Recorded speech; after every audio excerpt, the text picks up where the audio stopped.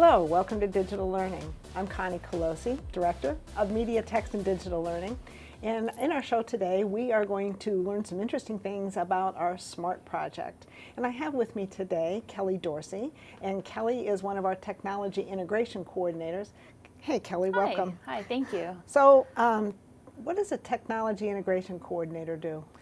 We have a lot of roles, but our main role would probably be training administrators, teachers on the new various technologies that we use in the district. So things like smart boards and iPads, Office 365, different technology resources, as well as going into classrooms and working with students, modeling integrating technology with students, facilitating some online courses and resources for our teachers as well.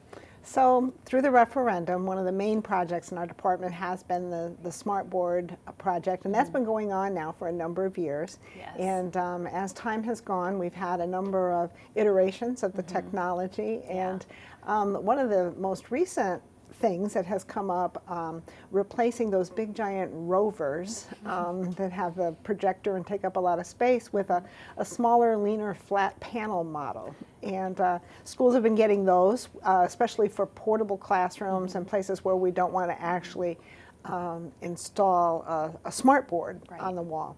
So we have some videos today. Tell us what this video is about.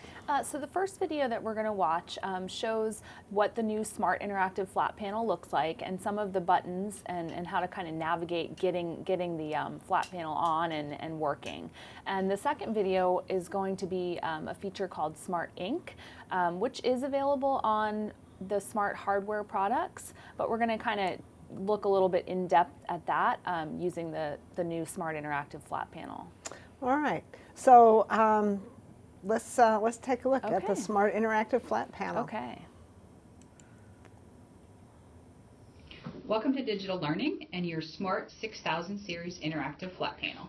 It's intuitive and easy to use. There are no more shadows or glare, and it has great high definition images. So to start with, there's a few buttons on the front of your flat panel. The first one is a crescent moon sleep wake button. When it's red, it's in sleep mode.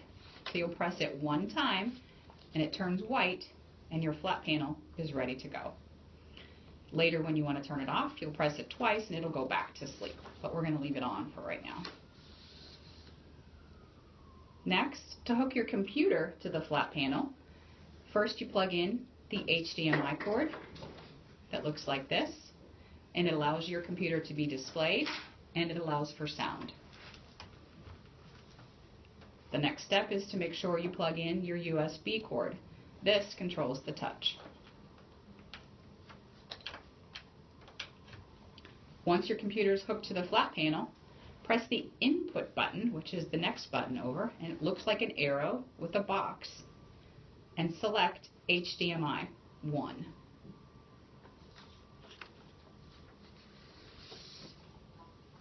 There you go, it flashes up. And the next button over is the sound button. There's a line going through it that makes you think it's off, but unless you tap it and it turns solid red, it's really on. The next two buttons allow for your volume to go up or down. On the back of your flat panel, there is an on-off switch next to the power cord.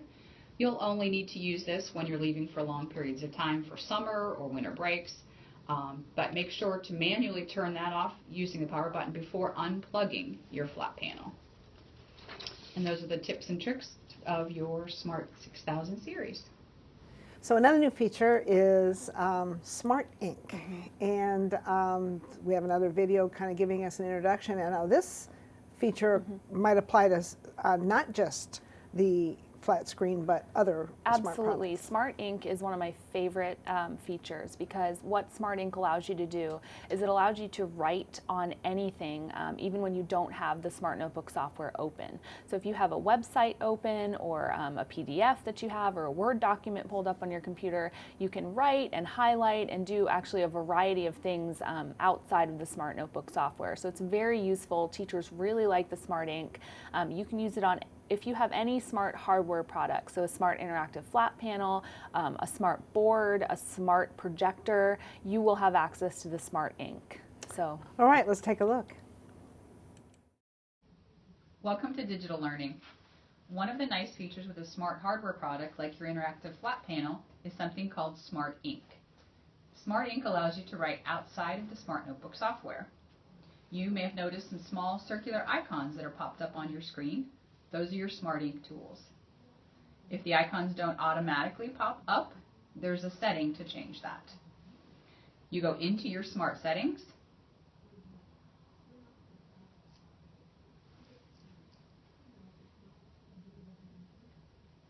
click Smart Ink Settings, and be sure the box at the top that says Start Smart Ink when you log on is checked, and click OK.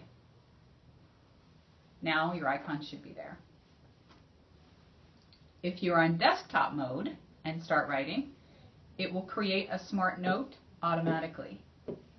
This is a quick and easy way to open a whiteboard area. The icon on the top is the Screen Capture and Clear Ink tool. If you have a web browser open, there's some other nice features as well. One of the nice features with the flat panel is that you have 3 points of touch, meaning you could actually have 3 students interacting with the smartboard at the same time. Each pen has its own Smart Ink features. If I pick up a pen, tap the selector tool, I can change the color or the width.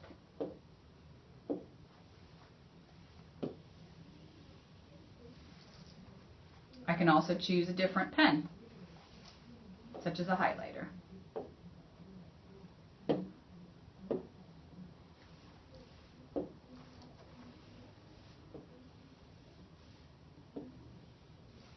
In the top right corner of your pen selection screen is a little pin that when you press it will keep the pen selection screen open for you.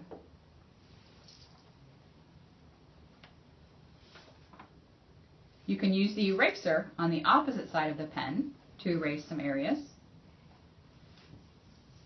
or use your hand for a wider erasing area.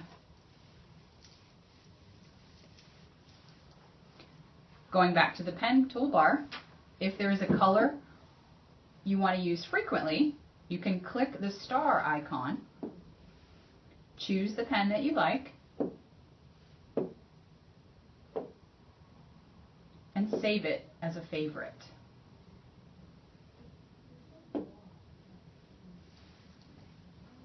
Another icon on your Smart Ink toolbar looks like a toolbox. When I tap the toolbox, there's a spotlight tool, and you touch the outside of the spotlight to move it around the page. And then you hit the X to X out of it. Going back to the toolbar, there's also a zoom tool. You move this one around the same way, and this one has an added extra zoom. On the bottom is a bar you can slide.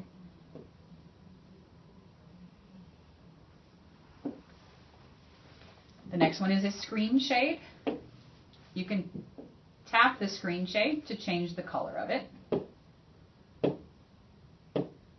And the screen shade allows you to reveal digestible chunks of information at your desired pace.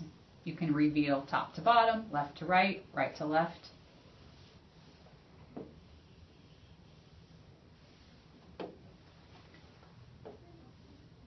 The last one is an ink to text tool. As I type and write in here, it'll convert it to text. And I tap the check mark. Then I touch where I want it to go, and I can automatically insert that into a web page or whatever I had open right there at the moment. There's a stamp icon that has a variety of stamps that you can use. And if I had a browser open, they would be checking or smiling on the browser. Finally, there's an icon that looks like a camera. This is a screen capture tool, and if I click this, I can choose the area that I want to capture. just drag with my finger, and it gives me the option to either send it into a smart notebook or do something else, which is send it on my desktop or save it to another location. And those are some of the features of the new Smart Ink. Thanks for tuning in.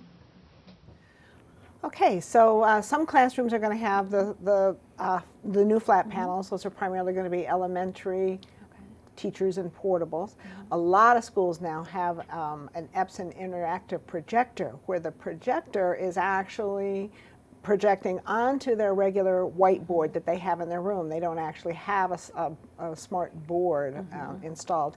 And so many classrooms have this, and teachers may need some help getting that up and rolling. And so tell us about the next video. So the next video, sometimes when you're trying to write using your Epson interactive projector, you may notice from time to time that where you're actually touching is not where it's recognizing. Wow, that's got to be frustrating. Absolutely. So with the Epson interactive projectors, there's a way that's slightly different from an actual smart board of how you calibrate and fix that issue. So the next video is going to show you how to do that. All right. Welcome to the Office of Digital Learning. We're going to show you a couple different ways to calibrate your Epson interactive projector. So if you touch your interactive surface and notice that it's not matching where you're touching, you need to calibrate your projector. There are a few different ways to calibrate your projector. You'll need to use your remote control. The first way is to click Menu, Extended. You'll select Easy Interactive Function. Go down all the way to the second advanced option, and then choose to manually adjust the pen area. Do you want to continue? Click Yes. And you'll wait until the mouse pointer stops and touch the mouse pointer with the pen.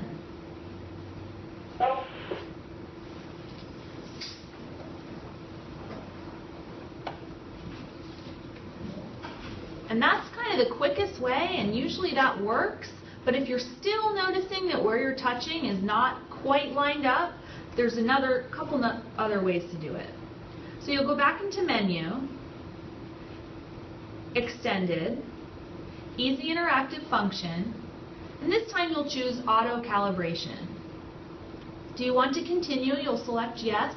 And make sure you move away from the screen during calibration so the projector is auto-calibrating itself. You'll want to make sure you don't have any pens on the pen tray or anything that's going to interfere with the laser curtain. So kind of just, remove everything around, stand back, and it will auto-calibrate. And this should do the trick. Those two options, most of the time, your board will be calibrated without an issue. But if you still have an issue, it's not quite matching up where you're touching, and you need a little bit more precision, there is another option. You'll go back into Menu, you'll choose Extended, Easy Interactive Function again, and this time you'll choose Manual Calibration.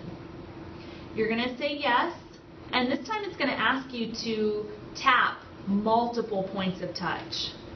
So this kind of takes some time. So you'll just kind of tap every time you see a little green circle, kind of tap it right in the middle, and it's going to give you a more precise calibration. So you'll keep doing that until it says complete. And those are a few different ways to calibrate your Epson interactive projector. Thank you for tuning in. All right, so again, some teachers have an interactive projector rather than a smart board, and it happens that a teacher moves into a room maybe and hasn't had an opportunity to take the training, and they need to get started, and this is a great way to at least get them using the equipment until they can get the full training. So what are we going to see here? So the next video, just some tips and tricks on how to get started actually using your Epson interactive projector. So how to use the pens and how to get started with writing and using the touch feature of the projector.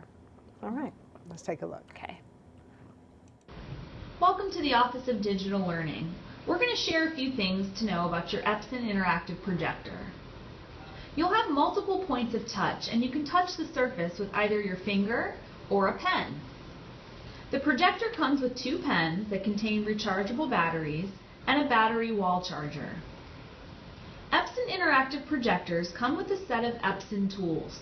If you tap on the screen, you'll see either a mouse icon or a projector and pen icon.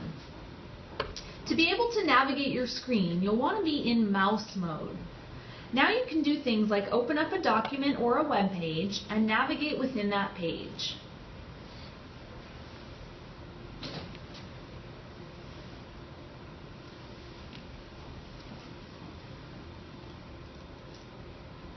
Clicking the other icon allows you to utilize the Epson pen tools.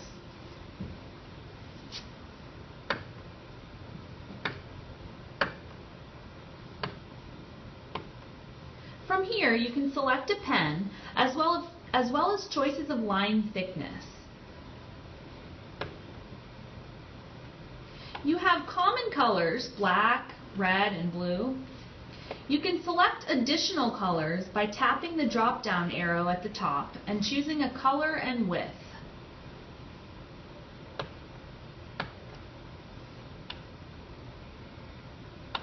There is also a highlighter option. You can choose an eraser size or click this icon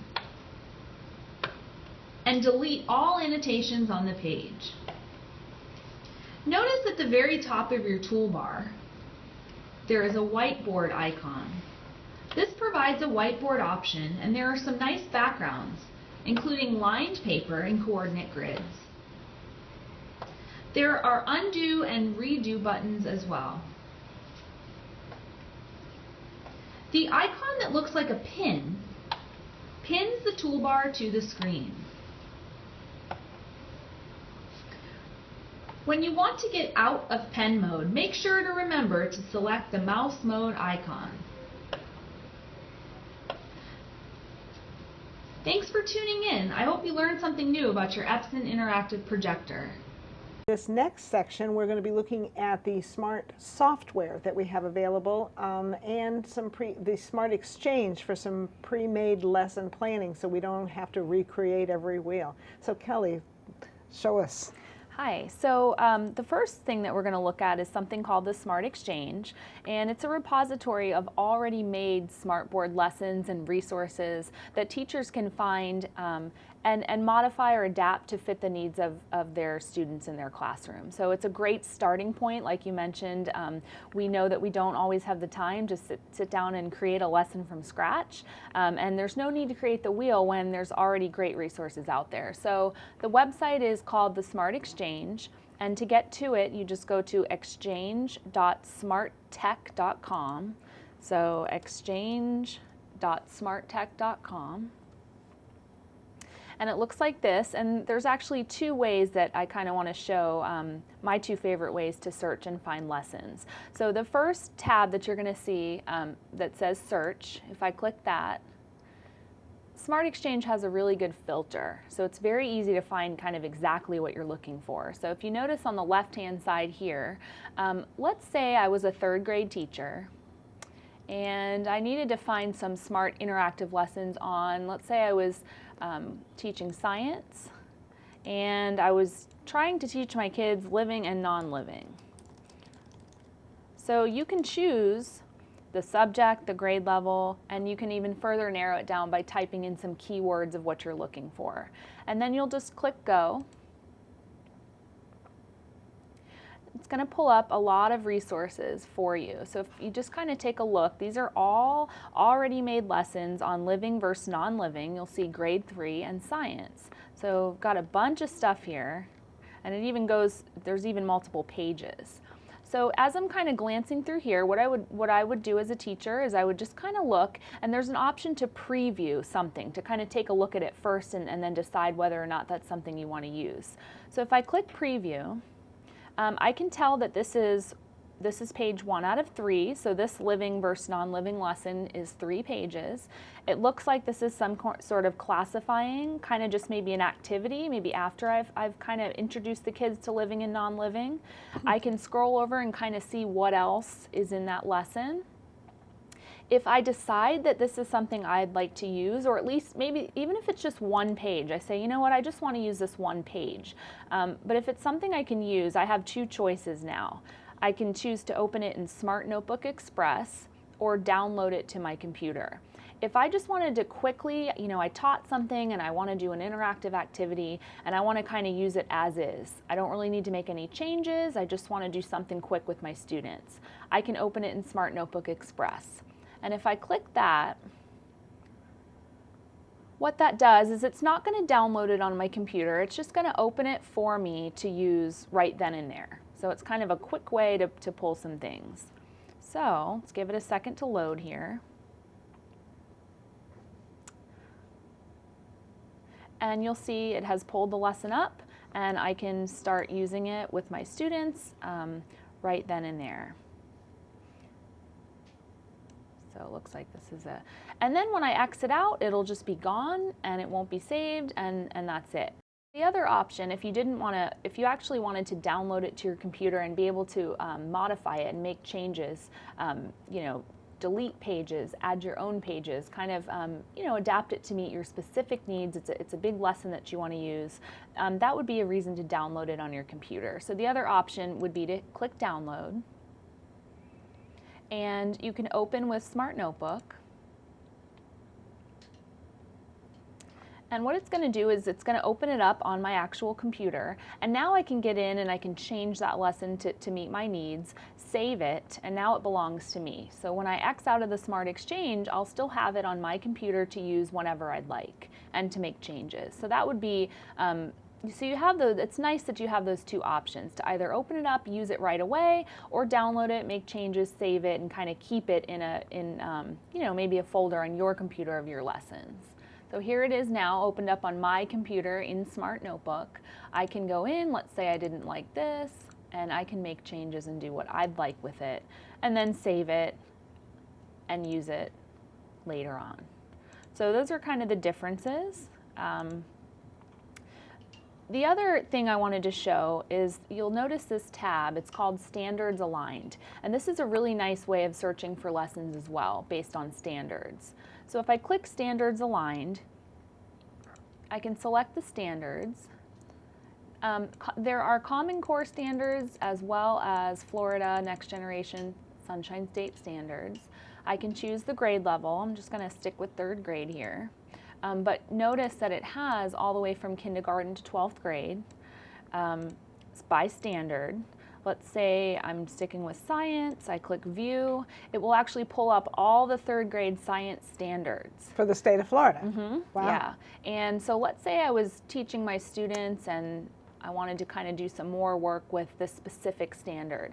I can click View Resources, and it'll pull up a specific Smart Interactive lesson that goes with that standard. And again, I have the choice to open in Smart Notebook Express or download it. But this is a really nice feature. Wow, somebody's put a lot of time compiling all this stuff, and it's time that our teachers don't have to spend doing it. Absolutely, absolutely. Yeah. So I love the Smart Exchange. Like I said, when I was in the classroom, this is usually the first place that I went, and then kind of found some resources and went from there. So they can use as is, or they can tailor it to whatever they need it to be. Absolutely. So this is, again, exchange.smarttech.com. And it's a phenomenal resource to really get some quality lessons going with your smartboard. So the next thing that I want to take a look at is the actual Smart Notebook software. And recently, as a county, we've gone to version 16.1. And actually, it's my favorite version so far because there's a lot of new features that are very quick and easy to use. You know, I was in the classroom. I understand we don't have the time. So again, this is a nice resource. The recent changes are very, there's not a lot of pre-work involved, but they're very engaging and effective things that you can use with students. All right. So if somebody has taken the training a little while ago, they might want to check in here and find out what's new. So they probably, first of all, need to make sure that their software is up to date.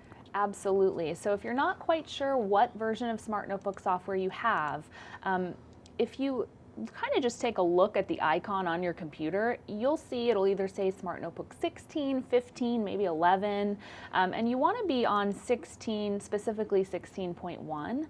So when you open up the software, there's a little tab up here that says Help, And you can scroll down to About Smart Notebook, go a little deeper into technical support and see the exact version that you have. So you'll see right here that I have 16.1. If you have anything less than that, definitely put a tech ticket in and have your tech coordinator or your media specialist install that latest version for you, because you're going to get a lot of really nice new features. Okay, let's see what it does. Okay, so when you open up the software, there's a tab on the left-hand side. It looks like a puzzle piece.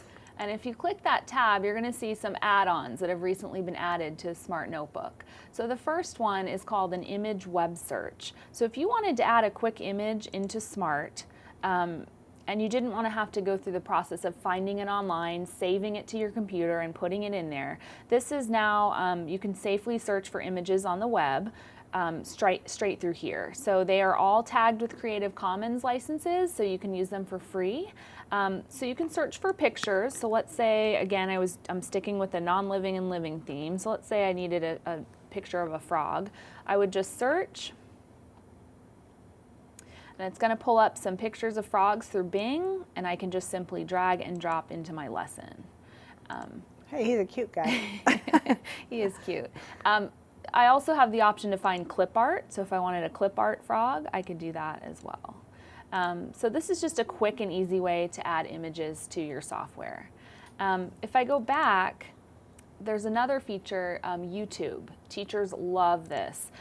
This allows you to insert YouTube videos into Smart Notebook, and it takes out all of the ads. Oh, wow. Yeah, so if I wanted to find a YouTube video, I would just click search. Search for something.